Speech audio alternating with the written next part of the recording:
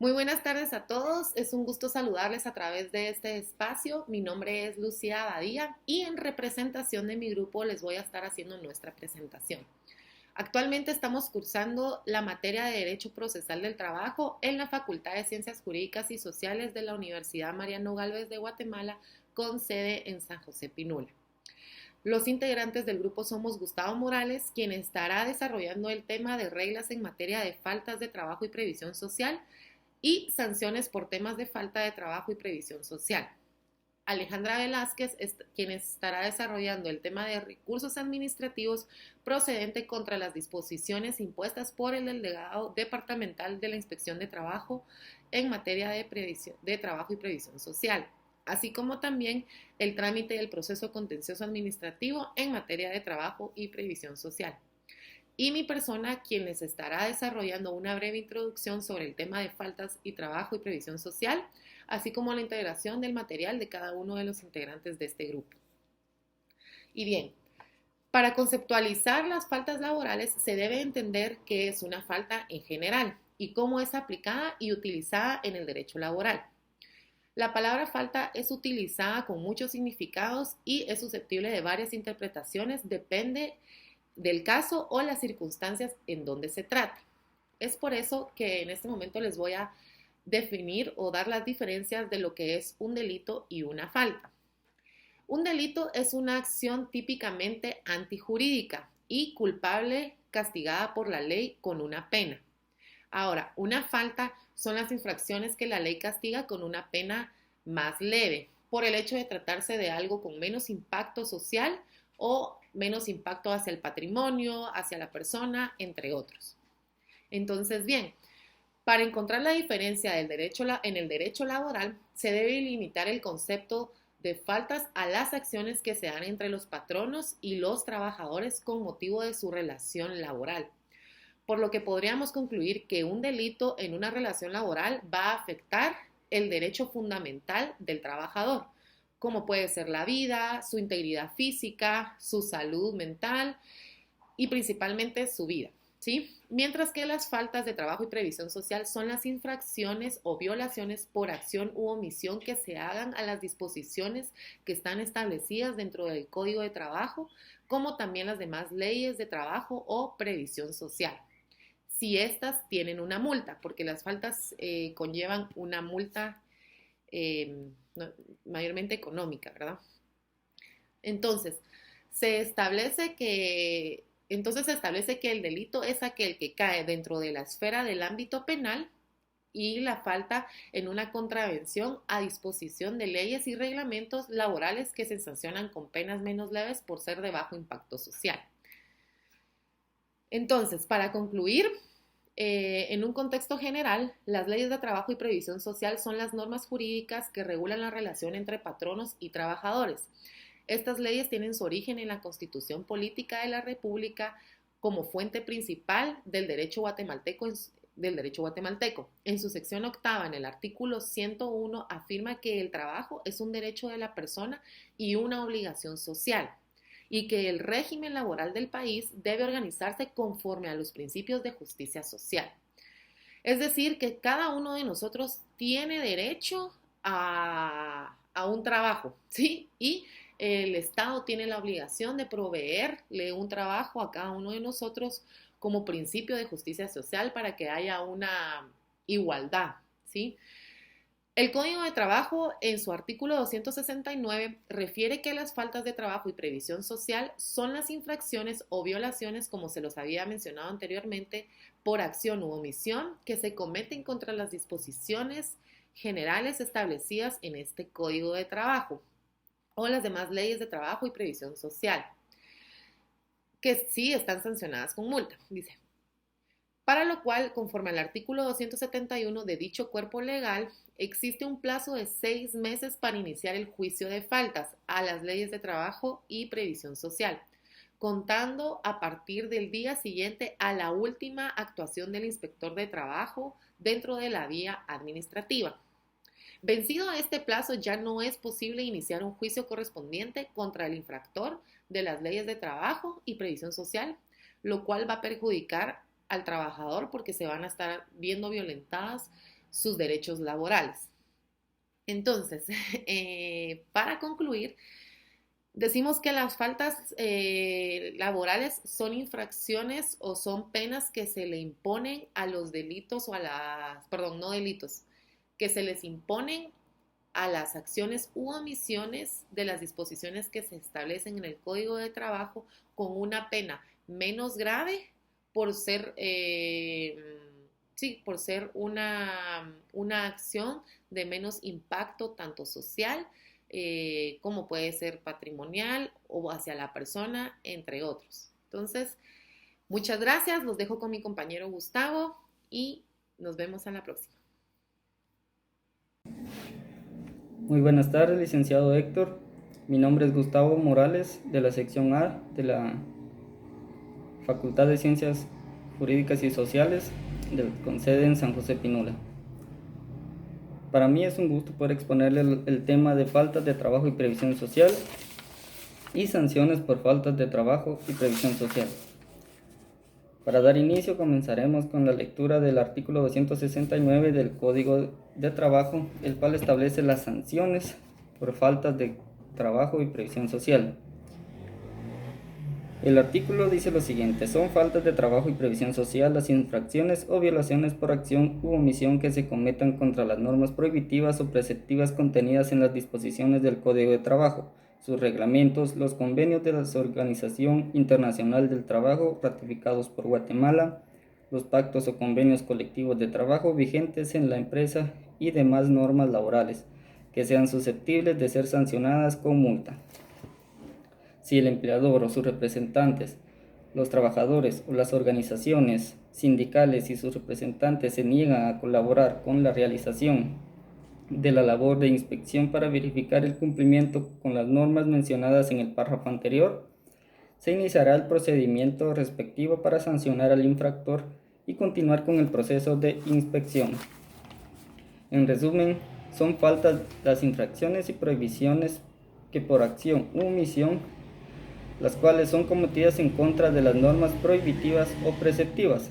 Para el efecto, las normas prohibitivas son la función de estas normas es la de imponer una condición, en la cual se basa en prohibir determinada conducta, como por ejemplo podemos indicar lo que establece el artículo 262 del Código de Trabajo, el cual indica la prohibición para los patronos.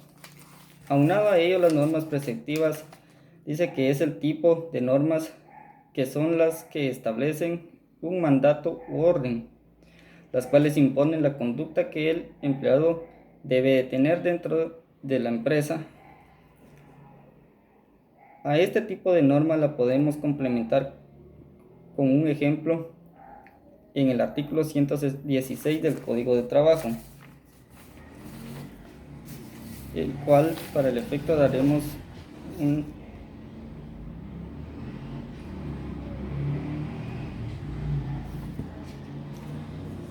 donde nos establece las jornadas ordinarias de trabajo. Aunado a este tema y para efectos de estudio, complementaremos la exposición con las sanciones por faltas de trabajo y previsión social, para lo cual en esta la Inspección General del Trabajo es una entidad que se encarga de velar por el cumplimiento de las normas de trabajo. Dentro de nuestro Código de Trabajo encontramos regulado en el artículo 278 la Inspección General del Trabajo, el cual establece lo siguiente: la Inspección General de Trabajo, por medio de su cuerpo de inspectores y trabajadores sociales, deben velar porque los patronos, trabajadores y organizaciones sindicales cumplan y respeten las leyes, convenios colectivos y reglamentos que normen las condiciones de trabajo y previsión social en vigor o que se emitan en el futuro. Los arreglos directos y conciliatorios que suscriban ante los inspectores de trabajo o trabajadores sociales, una vez aprobados por el Inspector General de Trabajo o por el Subinspector General de Trabajo, tienen carácter de título ejecutivo. En los asuntos que se tramiten ante las autoridades administrativas de trabajo, los interesados no necesitan la intervención del abogado, pero si se hiciere Asesorar únicamente. Los abogados y los dirigentes sindicales podrán actuar como tales. En cuanto a estos últimos, solo podrán asesorar a los miembros de sus respectivos sindicatos a que pertenezcan, circunstancia que acreditan ante la independencia respectiva y exclusivamente en asuntos cuya cuantía no exceda de 300 quetzales. Las disposiciones contenidas en el artículo 323 rigen también para el caso de que los interesados se hagan representar en sus gestiones ante las autoridades administrativas de trabajo, pero la circunstancia de que miembros del personal de una empresa comparezcan a gestionar por esta se debe considerar como gestión directa del respectivo patrono. La función de este es procurar la aplicación de las sanciones correspondientes a los infractores de la ley, así como velar por que se cumplan las leyes y reglamentos del trabajo. Aunado a ello, de conformidad con el artículo 272, el cual nos establece lo siguiente.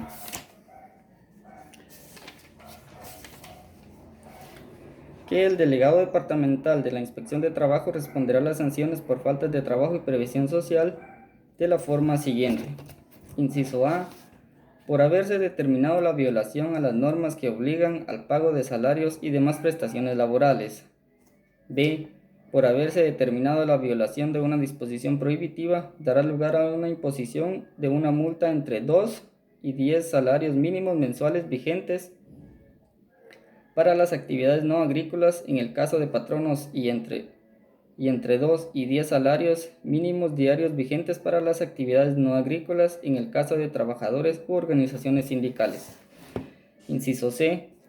Por haberse determinado la violación y una disposición preceptiva del título tercero de este código, otra ley y otra disposición de trabajo y previsión social referente a jornadas o descansos que haga algún empleador o trabajador, dará lugar a la imposición de una multa entre 6 y 12 salarios mínimos mensuales vigentes para las actividades no agrícolas. Inciso D.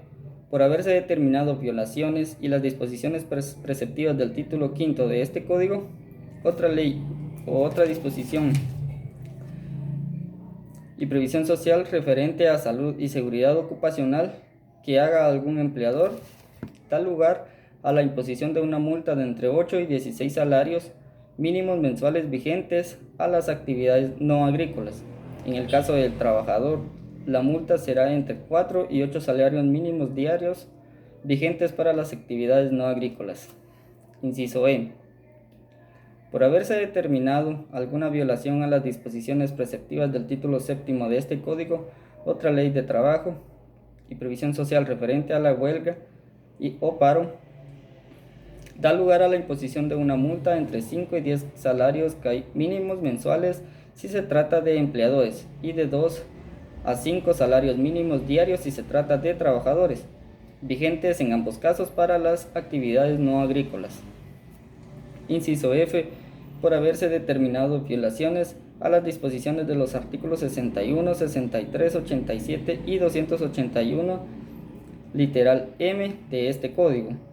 Se impondrán las multas establecidas en el inciso anterior, según se trate de empleadores, trabajadores u organizaciones sindicales.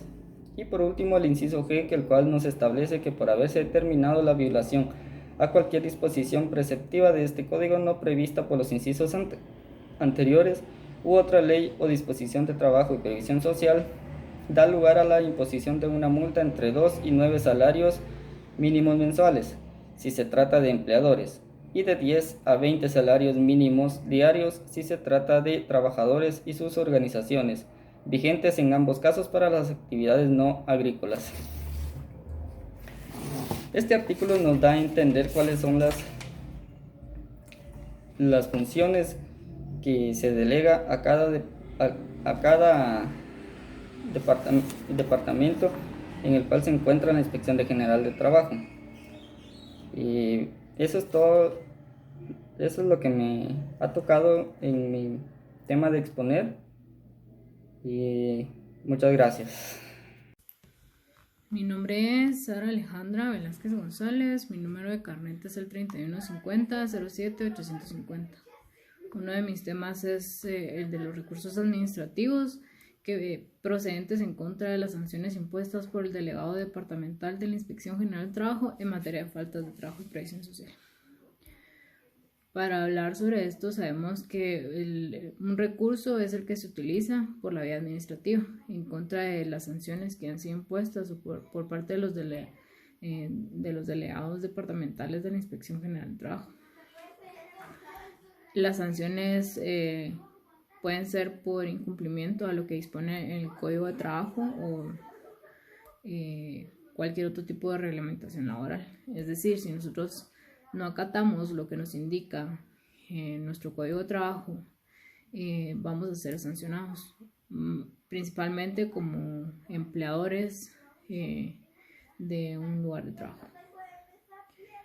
Existe un procedimiento administrativo judicial que se puede utilizar como empleador, ¿verdad? Que es para podernos defender ante las multas que sean impuestas para nosotros. Asimismo, sabemos que cuando creemos que una sanción no es justa o no es procedente, debemos fundamentar presentando argumentos legales y pertinentes para que se pueda revertir la multa o la sanción que se nos haya impuesto. Según nuestra legislación, todos estamos protegidos constitucionalmente en el sentido de que nos podemos defender. O sea, nuestra Constitución en el artículo 12 nos indica, está establecido nuestro derecho de defensa, ¿verdad? Y también tenemos que tomar en cuenta el artículo 419 del Código de Trabajo, donde se nos indica lo siguiente: tan pronto como sea el conocimiento de la Inspección General de Trabajo, por constarle directamente o por denuncia la comisión de un hecho a los que se refiere este capítulo, dictará la resolución mandando que se lleve a cabo la verificación que corresponde a la mayor brevedad posible. Al efecto, todas las autoridades están obligadas a presentarle los auxilios necesarios.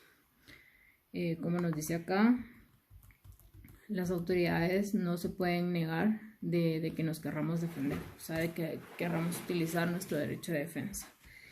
También podemos encontrar que en el artículo 269 nos indica cuáles son las faltas por las que podemos incurrir en caso de no acatar lo que nos indica nuestro Código de Trabajo. Para podernos defender ante resoluciones que sean impuestas por la Inspección General de Trabajo y Previsión Social del Ministerio de Trabajo, encontramos en el artículo 275 del Código de Trabajo que tenemos parte del procedimiento que se puede utilizar para poder impugnar esas sanciones o multas impuestas. Entonces encontramos en el artículo 275 el literal A de nuestro Código de Trabajo que está el recurso de revocatoria. Este recurso se interpone ante la dependencia administrativa de dicho ministerio, teniendo un término de 48 horas de notificada la resolución para poder actuar, y al momento que se haya interpuesto este recurso en el despacho respectivo, ¿verdad? Este despacho lo tiene que elevar inmediatamente al Ministerio de Trabajo y Previsión Social, donde dicho ministerio tiene que resolver en un término de 8 días, ¿verdad? Y esta resolución es improrrogable y puede ser de revocación, puede ser donde esté confirmando o donde puede modificar la resolución. También tenemos que tomar en cuenta que el plazo empieza a contar desde el día siguiente que se haya recibido las actuaciones. El recurso de revocatoria es un medio de impugnación y más que un recurso, es más un recurso de alzada, ya que este no lo va a resolver el mismo órgano, sino que se eleva a un órgano superior para que este órgano pueda resolver. Y este recurso se plantea en contra de resoluciones emitidas por un órgano subordinado de la administración centralizada guatemalteca y en contra de órganos descentralizados que en sus leyes y reglamentos no tienen medios de impugnación. También sabemos que dicho recurso, el de revocatoria, como ya se dijo, quien comete la infracción goza del derecho de defensa. O sea, así como en este caso, un empleador tiene el derecho de defenderse, como ya se dijo anteriormente. Así que se interpone la resolución de que se haya emitido y se interpone el recurso de revocatoria. Posteriormente que se haya emitido una resolución, la decisión puede ser revisada mediante juicio contencioso administrativo laboral ante el juez de trabajo competente. Y asimismo se indica que este recurso es la facultad que tiene un juez para revocar por su iniciativa, ¿verdad? Ya sea porque él haya notado que hubo un error o que no está bien, o a solicitud de partes pues, de sus propios decretos, ¿verdad? Él puede revocar los mismos decretos que él emitió. También tenemos el recurso de reposición, que es la facultad que tiene un tribunal colegiado para dejar sin efecto sus propias resoluciones a solicitud de parte, exceptuando las sentencias, o sea, es decir, las sentencias no podemos pedir una reposición. La finalidad de este recurso es para fundamentar, ¿verdad? Es realmente lo mismo que el recurso de revocatoria y sirve para enmendar errores de trámite. Asimismo, se diferencia la diferencia entre la reposición y la revocatoria.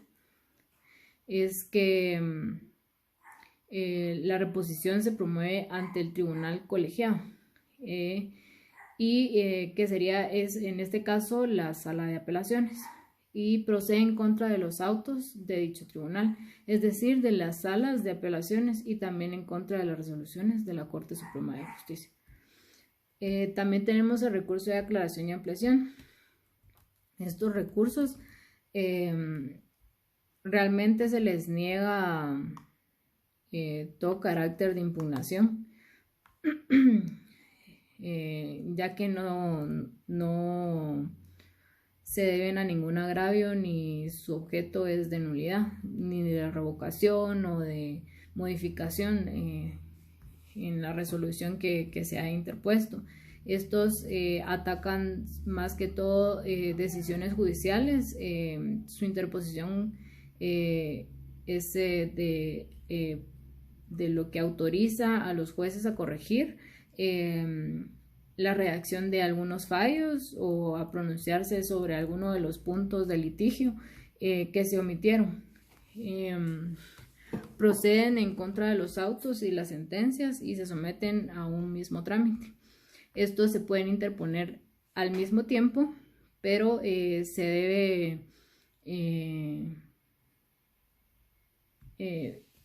se debe confundir que a la hora de interponerlos de manera simultánea, o sea, al mismo tiempo, no nos debemos confundir que no es el mismo recurso, sino que son dos recursos totalmente diferentes y con finalidades totalmente diferentes, ya que la aclaración sirve para que se aclaren algunos términos de los autos o de las sentencias que sean oscuros o que no sean claros. Y asimismo la ampliación sirve para que un auto o una sentencia se amplíe, pronunciando el tribunal ante el tribunal sobre el punto litigioso o cuya resolución ha omitido. En caso de que el tribunal haya omitido algo, en este recurso de ampliación uno lo puede pedir, ¿verdad? Que el tribunal amplíe cierto tema o cierta resolución. También tenemos el recurso de nulidad, que este es un medio de impugnación de igual manera procesal que tienen las partes agraviadas en un proceso. Es donde un órgano competente debe aclarar la invalidez de un acto que se haya violado, en donde se haya violado la ley o que se haya infringido en el procedimiento ordenado y que no se ha actuado conforme a la ley. Aquí se ordena reponer actuaciones que se han quebrantado, ¿verdad? Se trata de un auto que resuelve una nulidad por la violación de la ley, ¿verdad? El tribunal que lo resuelve anula dicha resolución y dicta la correspondiente en derecho, ¿verdad? O sea, aquí el tribunal deberá actuar conforme a la ley, tomando en cuenta todos los términos legales para poder resolver, y de esta manera tiene que anular lo resuelto anteriormente para poder actuar en ley. El siguiente tema es el trámite del proceso contencioso administrativo en materia de trabajo y previsión social. El procedimiento sería el siguiente. Primero se debe plantear el recurso. Este recurso lo plantea la persona que salió afectada, ¿verdad? por una resolución o en el acto administrativo que se admitió por un órgano subordinado. El paso número 2 sería el plazo que tenemos, ¿verdad? O sea, para poder plantear este recurso tenemos un plazo determinado, ¿verdad? Y entonces acá tenemos 5 días, ¿verdad? A partir de siguientes a la notificación que se le haya notificado, ¿verdad? Se debe hacer mediante un memorial escrito y se debe dirigir ante un órgano administrativo que fue el que dictó la resolución administrativa. Los requisitos del memorial que se plantea en este recurso debe contener lo siguiente, ¿verdad? Primero, la autoridad a quien se dirige, ¿verdad? Se debe poner a quien se dirige este memorial o este recurso. Se debe poner el nombre recurrente y el lugar que se señala para recibir las notificaciones, ¿verdad? Ya que si no, no va a ser posible poder recibir notificaciones ni saber si realmente se llevó a cabo o no. Se debe identificar la resolución de una manera precisa de la resolución que es la que se está impugnando, ¿verdad? O sea, es decir, tenemos que detallar qué es lo que vamos a impugnar, ¿verdad? Si es la resolución de dicho trámite y el por qué, ¿verdad? Y se debe poner también la fecha de la notificación de la resolución.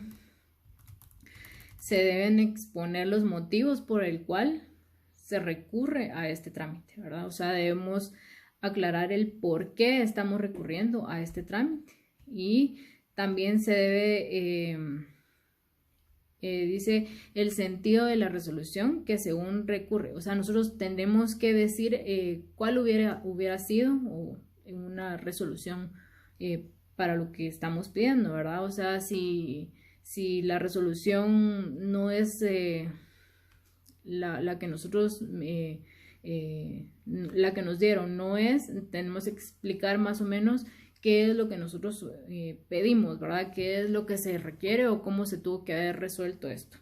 Y también, por último, debemos poner el lugar, la fecha y la firma.